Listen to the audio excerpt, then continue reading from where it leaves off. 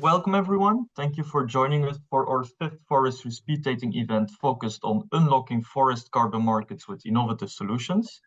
I'm Sylvestris. I'm an expert at the European Forest Institute's Bioregions Facility, and I'm happy to moderate today's session. The Bioregions Facility's Forestry Speed Dating series is a dynamic platform that promotes innovative solutions, fostering innovation and catalyzing collaboration in the regional forest bioeconomy. In case you missed our previous events or wish to revisit them, you can catch up on all the sessions, fact sheets, and slide decks on our website and also here in the chat. Okay, in today's session, we will learn more about carbon markets and more specifically about three solution providers operating within this market. First of all, we have CollectiveCrunch, an AI-driven company that monitors forests, focusing on carbon change tracking for sustainable forestry. Besides, we also have Grupo Sylvestris, specialized in innovative projects dedicated to carbon dioxide capture, and we have LandLife, a tech-driven reforestation company that plants trees at scale, helping businesses combat climate change while offsetting carbon emissions. Now, before we start, we would like to express our gratitude to our supporting regions, the Basque Country, Catalonia, and North Rhine-Westphalia. Their commitment to propelling a forest-driven bioeconomy enables us to organize these forestry speed dating events. Also, a shout out to our partners of this specific forestry speed dating series, the European State Forest Association, the European Circular Bioeconomy Fund, the Irish Bioeconomy Foundation, Bioeconomy Ventures, and Ubuntu. Thank you very much, Sibe. My name is Rolf Schmitz. I'm a co-founder of CollectiveCrunch. I'm very happy to be here. Thank you to Sibe and the team, as well as to you in participation for the interest in the topic. Let me introduce the company then. We are an AI-based forestry analytics company. It's a SaaS business model. It's a Finnish-German company established 2016. We have about 80 person-years of technical development in the platform. So we have outside investors that helped us to fund the productization. And our core expertise is in AI, remote sensing, big data, and forestry. And for those of you who are into forest management of large areas, it is a statistical exercise. So putting sort of AI on top of that in many ways is something where AI or machine learning works very, very well. And that's the core of our business. In technical terms, we set out to change the world's understanding of forests. It's a massively scalable GIS solution that we have that sort of lives in the cloud. It's a bit like Google Maps in some ways. And it covers an unprecedented large area. It's 23 million hectares that we cover for our customers today. We reduce significantly the error rate of inventories so people can make better decisions. And that's sort of technically what we do. From a product perspective, there's sort of two broad approaches that we address or market needs that we address. On the left-hand side, there's Linda Forest is the name for the solution, which is aimed at the commercial forest industry. And on the right-hand side, Linda Planet is aimed at nature-based solution, carbon projects, and the emerging field of biodiversity. Biodiversity has been around for a long time, but the emerging endeavor to manage and improve biodiversity after several decades of significant losses there. Those are the two pockets. And of course, today's topic is largely carbon, but many of the things we do can be applied to commercial forestry as well as carbon projects. In fact, the commercial forest industry has more stringent demands for what they need to know about their forest relative to a nature-based solution project. And so that's sort of the balance of our business. And I have now 4 business some more like use cases that I want to address to sort of give this more of a sense of why this might be of interest to you. The first one is forest inventories. Basically the understanding of if you have a large area of what's there, what's the species mix, what's the size, and so forth. And this starts off a bit like I said, a bit like Google Maps, and you have effectively a an image from above. The bold lines are, the bold line is sort of, who owns what, or, my own forest in that sense. There's stands below there. When you click on a stand, these polygons, you get information of the volume by species, the assortment in terms of what goes to sawmill, what is lower value to a pulp mill, and fertility classes, and further information. What the core inventory parameters that we provide is wood by volume, wood volume, basal area, diameter, stem count, assortments, and that break that down by species. So that's the use case number one, which is very close to what people in nature-based solutions generally need. The second one is bark beetle monitoring. There is when you own large areas of forest, climate change drives a couple of problems and pests and things like that. And in Central Europe, now creeping into Northern Europe in the literal sense, is a bark beetle problem. And we have developed together with Metze Group, which is one of the top 3 forestry players with millions of hectares under management, we've developed a solution for an early detection of bark beetle that enables the significant reduction of value lost from pest damage. It effectively looks at long time series, because bark beetle is in part driven by stressed trees, and stressed trees decolor over long periods of time.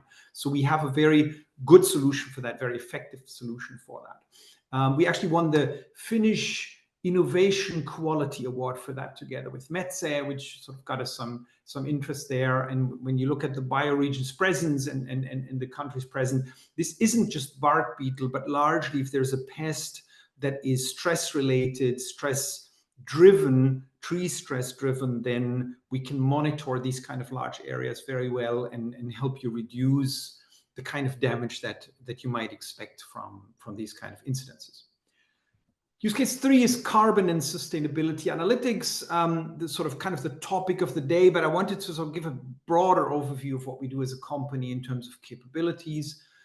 Carbon sustainability analytics, it's similar to what I showed you in inventories. It's an image from above. You click onto that, you get information of your area.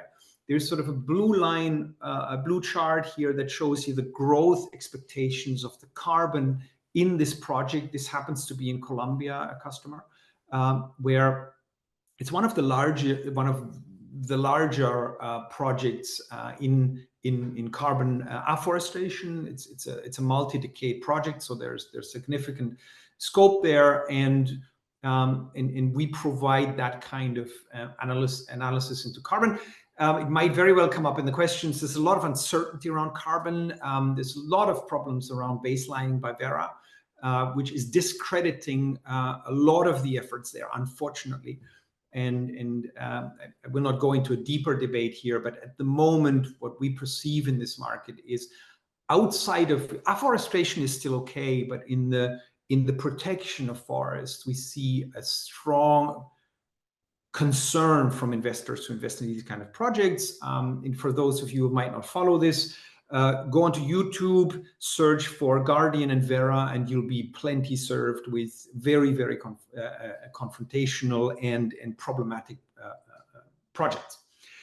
The final use case where we see the market from CO2 going towards is biodiversity. There's a lot of interest in that because there's been such an extreme loss of biodiversity. The WWF puts out in the last 2-3 years 2 studies.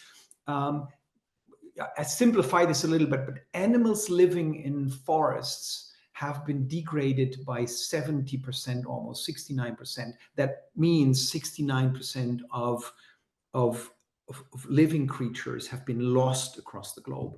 That's an incredibly worrying number. And what we do in forest biodiversity is to track a large, pretty much like I described the other areas. We take very large areas, this can be millions of hectares, and we track for loss of species because we know the species mix. We track for dead trees.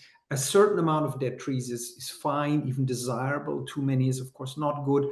And that's something where there is significant efforts to move towards a tradable biodiversity scheme framework. That's not in existence today, but what we do with customers at the moment is to help them understand biodiversity and to start to manage it appropriately. And we think that's sort of the next frontier in nature-based solutions and in overall in conserving and sustaining forests and the planet.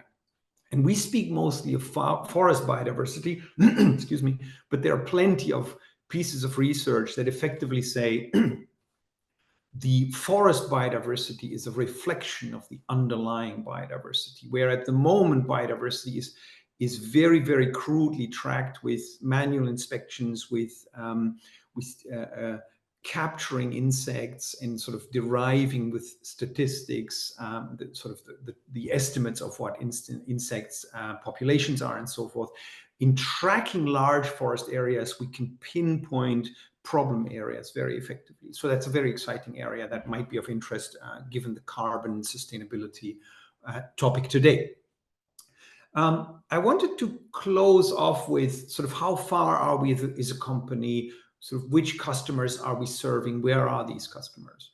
And as I said earlier, we manage by now 25 million hectares, which is 60 million acres for those of you who sort of live in an acres world, that we cover for our customers today. The core of our market is in Finland, where we serve 8 of the Nordic Baltic top 10. These are companies like UPM, Stora Enso, that probably people will know, in sort of bigger, very large businesses in forestry, maybe a bit less known to a broader international audience. Metsähallitus is the Finnish state forest. Sveaskog's Finnish state forest. Metsä Group, I mentioned, is one of the top 3. We do work with Verra. We've got in Foliance, we've got a partnership in CO2. We serve Ence in Spain. And then we've got sort of a patchwork of smaller customers, Chile, US, I mentioned Colombia. We work with Trimble in the US and Canada. We do have, as I said, an emphasis on the commercial forestry, because that's largely the data we provide is helpful, where in carbon projects there is fundamental standards, particularly in forest protection projects. There is baseline problems that Verra is not able to address efficiently in our view, and that's unfortunately is holding that market back. But we do have a broader technology and capabilities portfolio that where we can address this very, very well. We actually maybe just that sort of a last point on the carbon side, because I still got sort of 2-3 minutes. We can provide the transparency of what is there. We can go back in time to say, how does that develop? But the core issue in Verra at the moment is, what's the baseline? And that's sort of what The Guardian and many other publications are heavily criticizing, that the baseline is wrong, and therefore hundreds of millions are poured into projects, Indonesia, Latin America, and so forth, without discernible beneficial impact, because the underlying assumptions are wrong. So that's sort of a big problem in this space. I thank you very, very much for your attention. Again, my name is Rolf Schmitz. I'm a co-founder of the company. Here's my contact details. If you have your mobile phone in front of you, feel free to QR code me and drop me a line. Very much looking forward to the other presentations, as well as to any questions that you might have. We are Landlife. My name again is Francisco. Everybody calls me Pancho Purroy. I'm director for Spain and Portugal, so our hub in the Iberian Peninsula. And I'm gonna, well, front picture is our project, reforestation project in a degraded area, former agricultural area in Aragon, Spain. We are a 10-year-old company now. In particular, for the Iberian Peninsula, our first project started in 2018. We created the company Landlife Iberia end of 2020. And our mission is to help restore the world's degraded areas.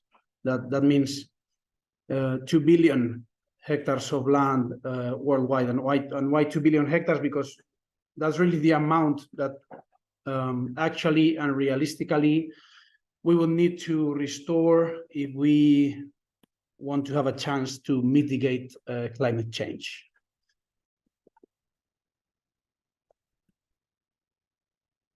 I said I will be focusing more on Spain and Portugal today, but also Landlife has hubs in United States, North America, because we also have projects in British Columbia and northern Mexico, Iceland, and Australia. You see in blue what we call our iconic focus regions like Borneo, Cameroon, and again, Mexico. One important thing, and what Landlife is not, we are not a carbon company, we are not a carbon credit, we don't sell carbon credits. We have found the resources to finance ourselves through the voluntary carbon markets. But again, our mission is to restore nature.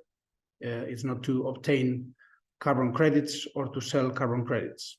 Okay, so that I think that's very important to know. We wish we could find all the funds and the money to restore nature purely based on ESG, purely based on the voluntarity of companies and international bodies around the world. But the reality is that so far, most of the financing we have found to achieve this, as you can imagine, expensive activity has been through the voluntary carbon markets. Going to Iberia again, we have what we call northern Spain, which is mostly Castilla y León, but also the Cantabrian mountains like Asturias or Cantabria, where we also have projects. 28 projects in this part of Spain. Central Spain, that's Extremadura, Madrid, and northern Castilla-La Mancha, with also a good number of projects and hectares restored. Aragon, a lot of land, a lot of degraded land, a lot of problem of aridity, drought, and that's also a very, very important focus point for Landlife Iberia. And Portugal, northern Portugal, with a huge problem with wildfires too. And then we are active in that region. You might wonder why you don't have projects in Andalusia or in the very south. Well, the reality is that because of drought, because of productivity, we so far have not been able the ways to afford nature restoration in the south, unluckily. We wish and we hope and we're looking forward to progressively move southern in our territory. But the reality of these markets is that if you don't have decent rainfall, then it's difficult to find the viability. Unless, again, of course, we have these iconic projects which are not based on obtaining the finance from the carbon markets. Shared challenges and shared solutions. And luckily, we have a good plethora of partners. Here, we are showcasing a very few, right? But we're part of the UN program Decade on Ecosystem Restoration, also the Refugee Agency. We have regional governments supporting us. We have foundations supporting us, universities, and also companies. And you see the logo there of Nature Metrics. I will explain a bit later the work with them because it's very interesting in the front of biodiversity. Partnered also with the World Economic Forum and Uplink. And we have been granted different awards, which is always nice to have. But of course, our customers are also the reason we can exist and we can keep on growing. And we are super grateful to them.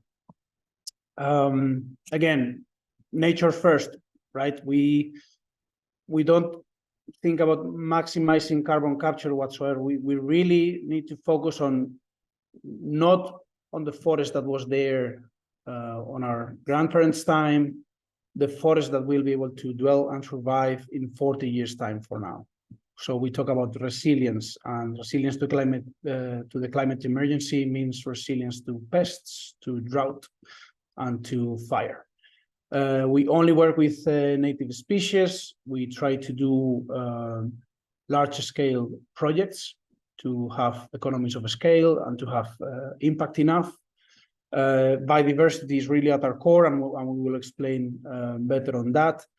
And well, you can argue if 10 years is a lot of experience or not a lot. I think it's very good experience. We have a lot of projects across very different regions, and we have learned a lot of the challenge that this represents. Again, if we have this vision tunnel about carbon, we're never gonna be able to help mitigate the current climate crisis and nature crisis. So that focus on biodiversity is at the forefront of our strategies. I explained about resilience, right? For us, native mixed forests, not putting all your eggs in one basket, not playing with super high densities of monocultures is important. And again, this is our niche, right? Nature restoration. So that's why we believe in this, and we follow the 10 principles of the Royal Botanic Gardens of the Kew Gardens in the UK. Last but not least, collaboration with the communities. We have seen in every project, if all the stakeholders and all the groups of interest are not aboard the project, it's not gonna work. It's not gonna be a project that is sustainable in the long run. So we think we are really helping to revitalize the communities. We also work always as local as we can with the nurseries, with the contractors, with the crews,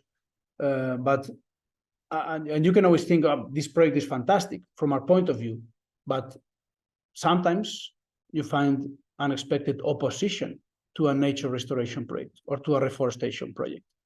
And if that's the case, you rather not push it through, because again, it's so easy to, in 5 years' time or 10 years' time, in a place with a bad, long history of fire like Spain and Portugal, to all of a sudden, there's a match, there's a lighter, and it's all gone. So this is critical for us, right? That alignment with the local communities. Going back again to biodiversity, just a slide showing our friend the brown bear visiting one of our projects in northern Palencia and in a Iberian wolf expansion area in Portugal. His nice footprint. Again, we are focusing a lot on measuring biodiversity. This partnership with Nature Metrics is allowing us through eDNA technologies to quantify the differences before and after, right? So baselining, when we're talking about biodiversity, is key, and it's so complicated. And eDNA is not enough by itself. We also need other measurements and other technologies. But this one is really promising and is helping us a lot. And I will explain later also a bit more about this if I have time. We are a strongly technology-based company. Actually, the origin of land life was this first invention, the cocoon, which is quite known and quite recognized worldwide for the reforestation or the restoration of arid, degraded areas. That biodegradable incubator that we keep on using when needed and as needed. But also we are developing not seedling incubators like the cocoon, but seed protectors and seed incubators. We are working a lot with protected and coated seeds, smart seeds. We have patents, and we have a strong scientific advisory board. All this is key for us, because without technology and innovation, we are never ever going to find the scale to really achieve our targets. it's easy to fall into sadness or into melancholy when you say, okay, well, Land Life is probably the private initiative who has restored more forest in Spain. And we have done this year, we are starting new 1,000 hectares. And so far we have done more than 3,000 hectares in the Iberian Peninsula. In the summer of 2022, the Iberian Peninsula lost more than 300,000 hectares due to wildfires.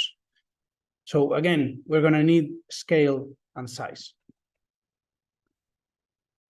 And again, we're also taking things from precision agriculture experts. We are taking a lot of advice and help from the USDA in North America, or from, again, the regional governments in Spain and Portugal, and also partners, again, like Nature Metrics or Incotec on the right picture. So again, spreading your network of expertise is going to be critical for success. We enable that nature restoration by tech and science, and that means we apply it in every stage. We are an end-to-end reforestation company. We find the land, we find the agreements with the landowners and all the stakeholders.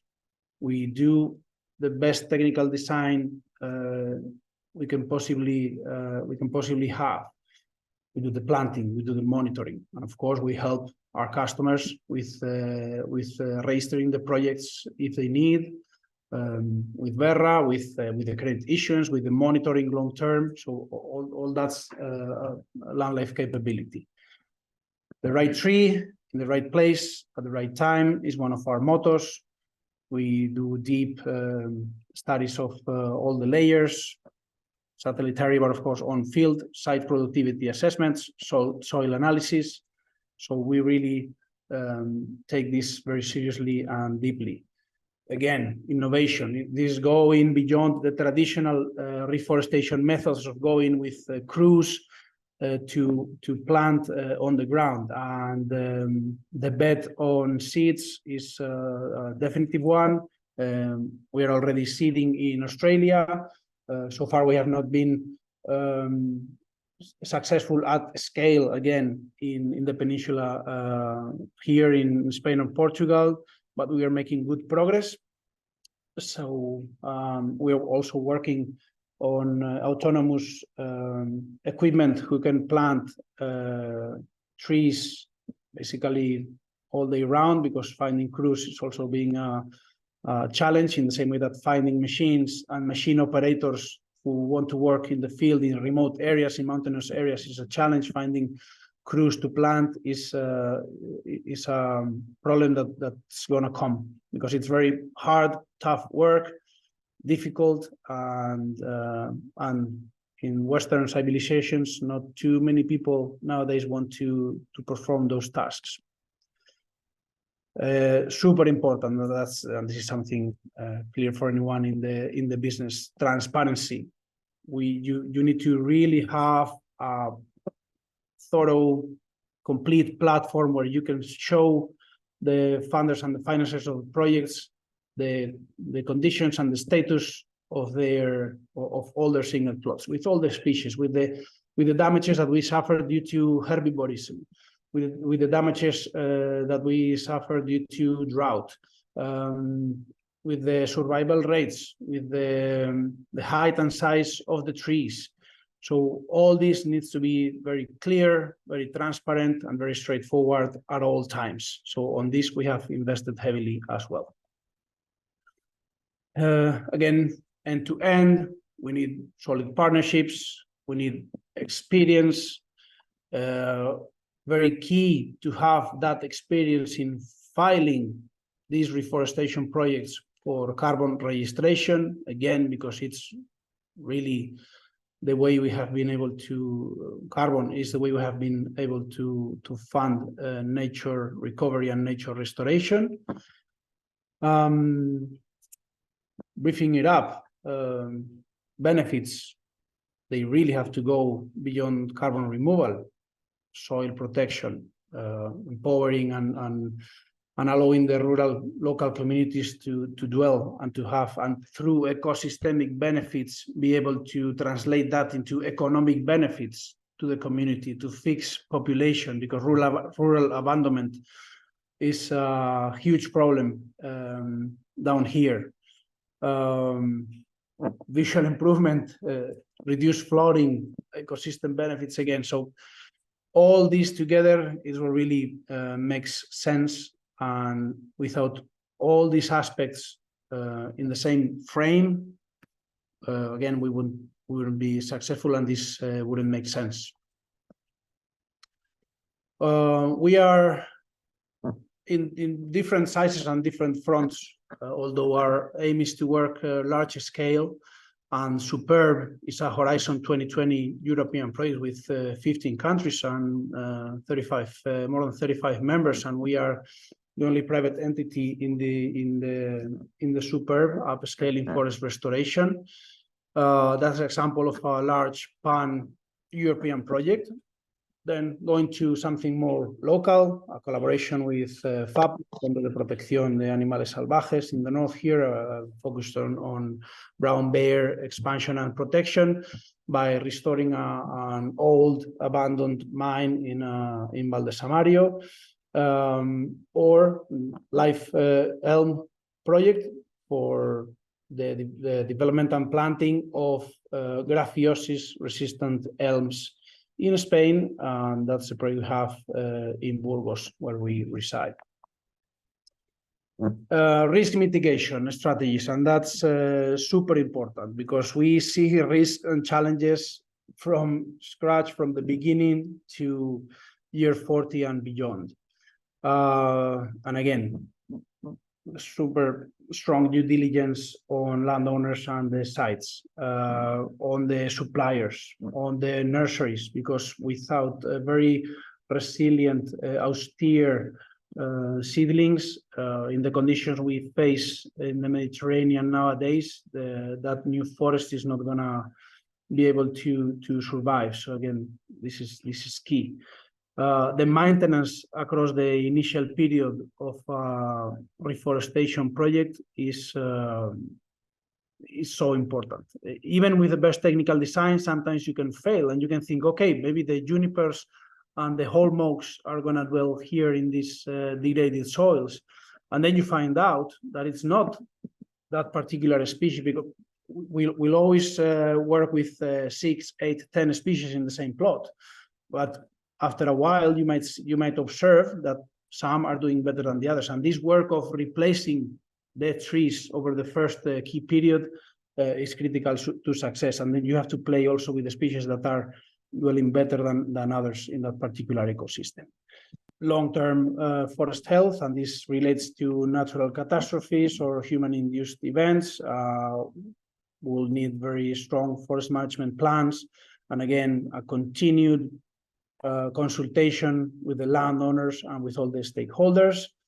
And then when it comes to carbon credit issuing and reporting, the regulatory frameworks being always on top of it, and methodologies and carbon capture projections very accurate, very realistic, or even conservative. We cannot rely on some of the local calculators for carbon, which we know are not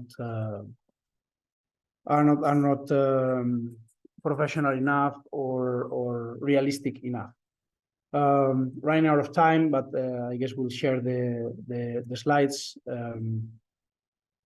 Thank you very much, and I'm happy to take any questions. I'm Francisco Martínez from Grupo Sylvestris. We are a company where we like to say that we get up every morning to fill the world with trees, integrating people and nature.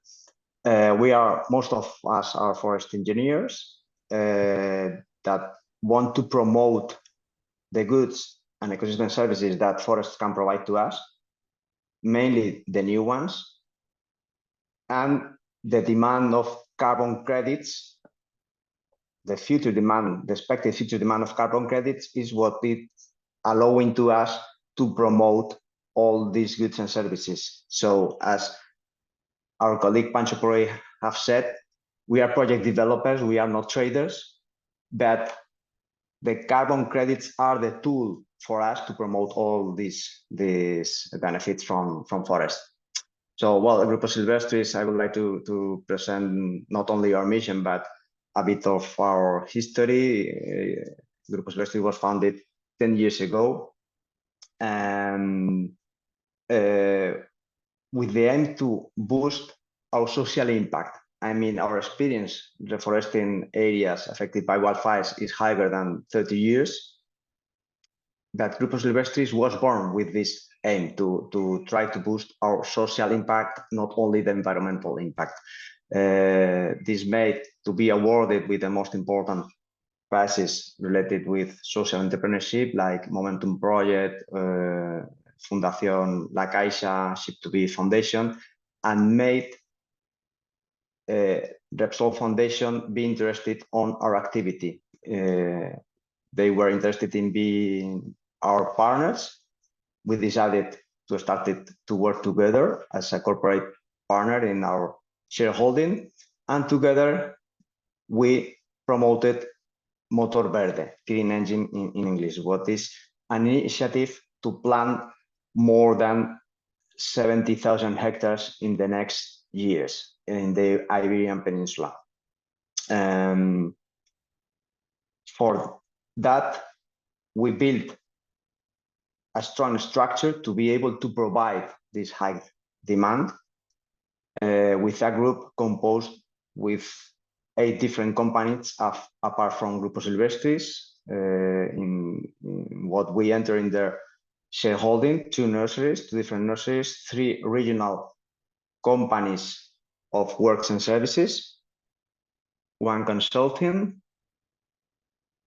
another company focused in working with walking excavators for being able to reforest in areas with steep slopes, and our own company in Portugal.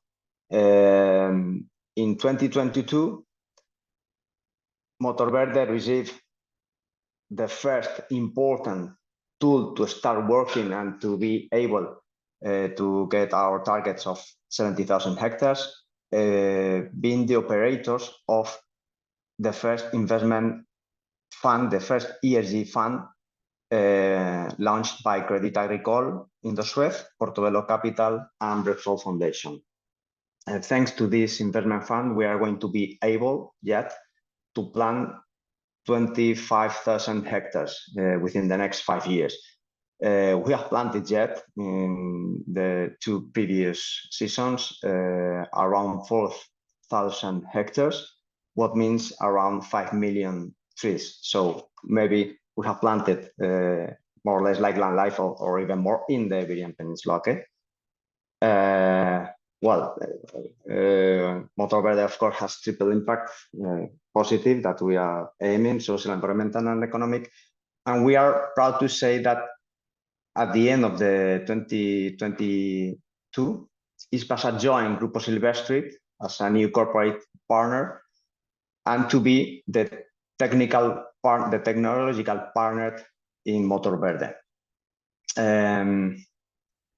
I think we don't have enough time to explain all our projects where we are working on it, but we want to share that we try to implement, to apply the best and the most advanced technologies in the entire process of our projects. Actually, we use technology even before the projects are carried out, just to check the eligibility of land to host a CO2 carbon project.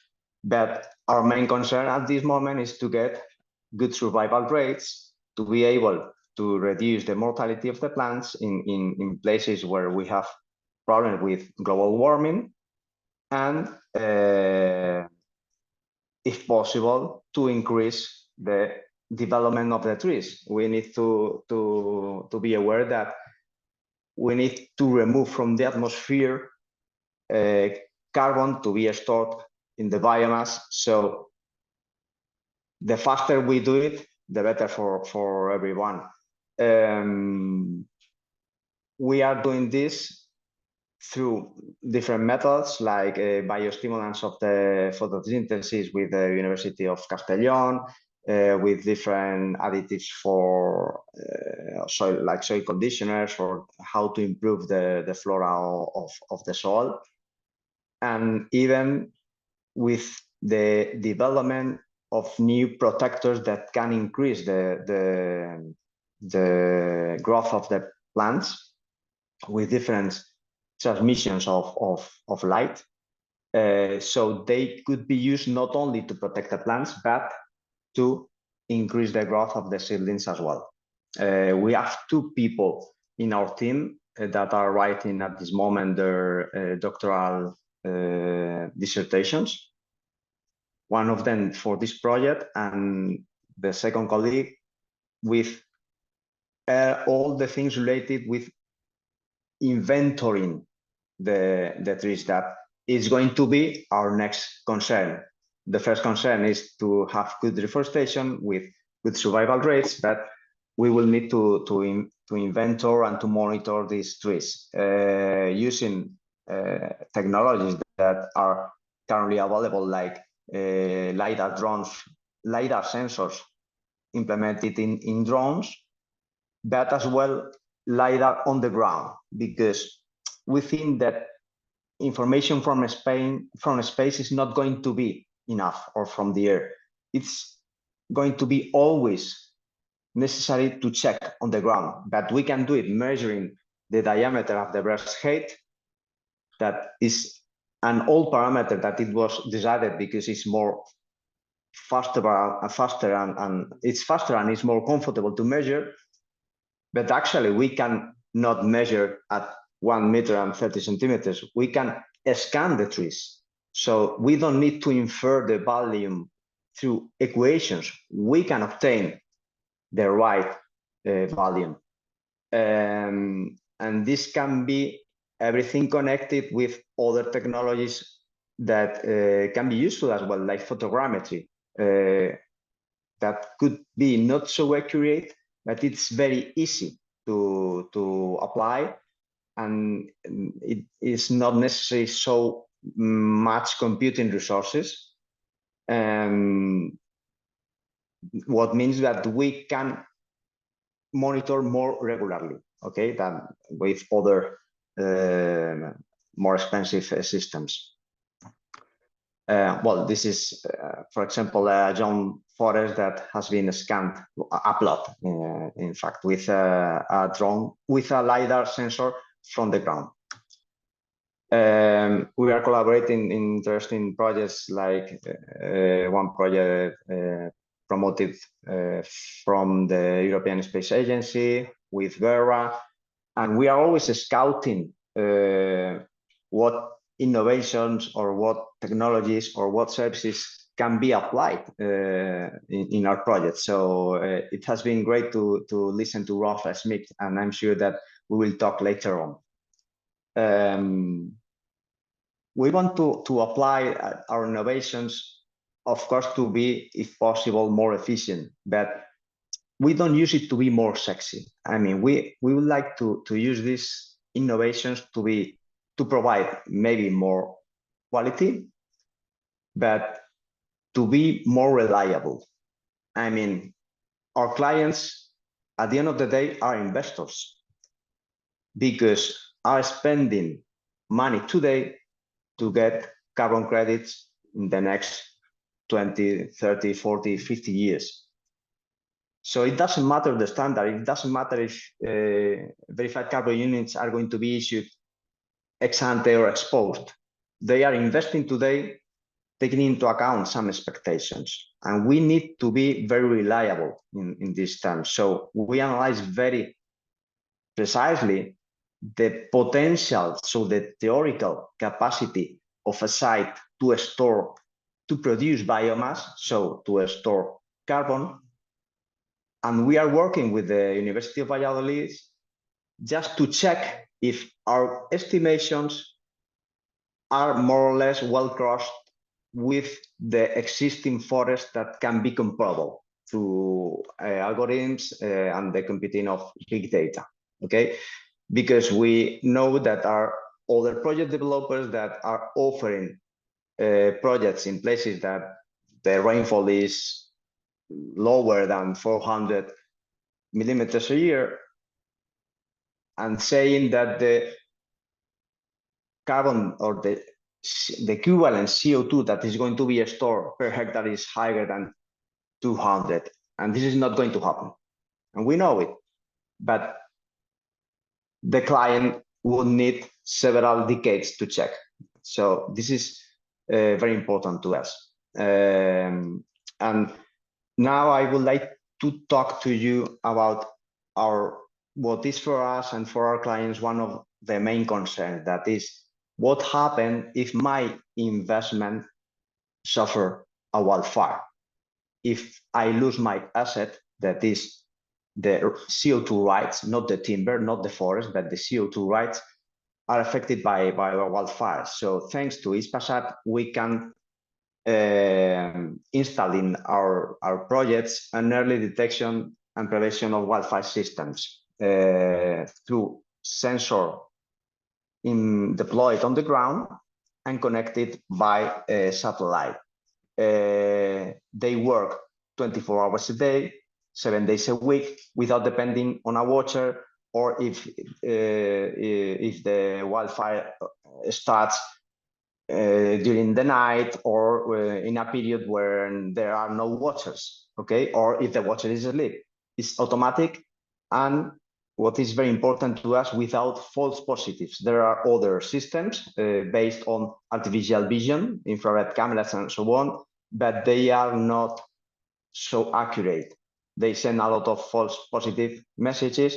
So at the end of the day, you don't take into account, because you are tired of sending a team to extinguish a fire, that it was not a fire, it was an engine, or it was an out burning. We have a pilot, our first pilot project is in Las Urdes, in Camino Morisco, where we are covering at this moment more than 1,300 hectares. And well, this is the scheme. The system works on the platform. On the right side of the slide, you can see one of the sensors that are installed in the area. And the system doesn't only provide an alarm system it's sent to us and to the people in charge of forest extinction in the regional government of Extremadura. The system is able to provide at real time the risk of fire. What is very important, because there is a national and official system that every day, so daily, and per municipality sends the expectation of the risk. But with this system, we can check that the risk is very different from one hour to another. And even in the same plot, in the bottom of the valley or in the top of the mountain, is very different. For example, this is allowing to us to work during summer till the risk is higher than, for example, it is alto, high risk. We decide, despite the fact that we are allowed to do it, because only the extreme risk is when it is forbidden, we are allowed to work when the risk is high, but we decide not to do it. But the official forecast tells that tomorrow the risk is going to be high or extreme. We can check through this system that in the early morning, the risk is medium. And when, for maybe at 1 a.m., not 1 p.m., sorry, the risk is higher than high, so we can stop working, okay? With taking into account objective decisions, okay? Like based on temperature and risk. You can click on the link and you can visit the platform. At this moment, we are in January, we are in cold weather, so the risk is very low, but in the afternoon is increasing because of the lack of participations that we are suffering right now in Extremadura. Of course, this system is much more useful I'm checking that there is a problem in one sensor that is not providing the measurement. It has been great to consult the system with you. Of course, you can check here all the data and index. But the system, of course, is much more useful. It is increase the area covered because it allows, even during summer, to locate the resources or the extinction stuff in the places where, if a wildfire happens, it's going to be more probable or problematic. If I come back to the presentation that I'm finishing. Yeah, thank you, Francisco. I will ask you to also wrap up within the next minute. Thank you. This is a test we made to check the system, just to check that it was working, and it worked perfectly. And thanks to Motor Verde, we can include other important initiatives, in this case, not only related to protect forest. We can, of course, to check the access to this forest with cameras provided with artificial vision that can locate if there is an access to the forest that is not allowed during the risky period or so on. But we are installing in some places in Extremadura and in Asturias hotspots, Wi-Fi, just to provide to the local communities connection, high-speed connection to internet. You must take into account that we work in places that usually are isolated, because the biggest wildfires are always in isolated areas. Flat places and places very well communicated are easy to extinguish. So the biggest wildfires are always in very sparsely populated areas. And many times you don't have connection. So we are providing to these communities high-speed connections, just to be able to, not only to be connected, to be able to work from your small village. Well, thanks for all. Again, thanks for the opportunity to be here with you. And if you have any question that I can solve, you're welcome.